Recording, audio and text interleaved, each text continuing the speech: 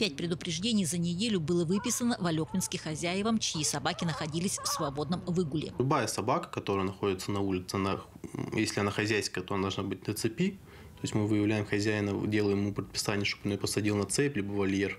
Если она бесхозная собака, то мы проводим всю процедуру и возвращаем на улицу.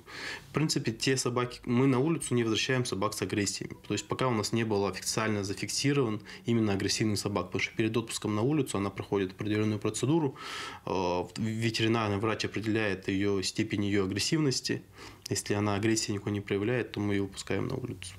Судя по веселым играм, особо это не напугало ни хозяев, ни собак. Принять более жесткие меры закон держит руки связанными.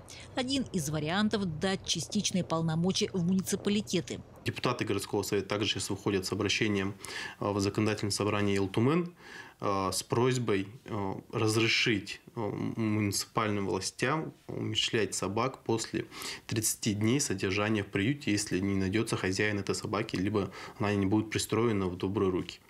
На самом деле собаки виноваты меньше всего, но, к сожалению, люди понимают это намного хуже, и собачья преданность часто оборачивается инстинктом выживания. Бездомных собак очень много, невозможно ходить. Где школа, где садики, там везде собаки бездомные. Но даже здесь несколько с ошейниками. Вот какие меры надо принимать хозяевам, как вы считаете? Ну, что привязали, обращались как к животным-то нормально, чтобы везде не ходили вот так. Нам-то тоже опасно же ходить, детям опасно. О том, что у собак должен быть свой дом, миска и хозяин, понимают даже дети. А у вас дома есть собаки? Нет. У тебя есть, да? Да. Она у тебя как, привязана дома? Да. Вот. Ты как считаешь, вот так должны бегать собаки, вот как там бегают? Нет. Они могут напасть на человека и покусать его. В приютах для собак или с хозяевами.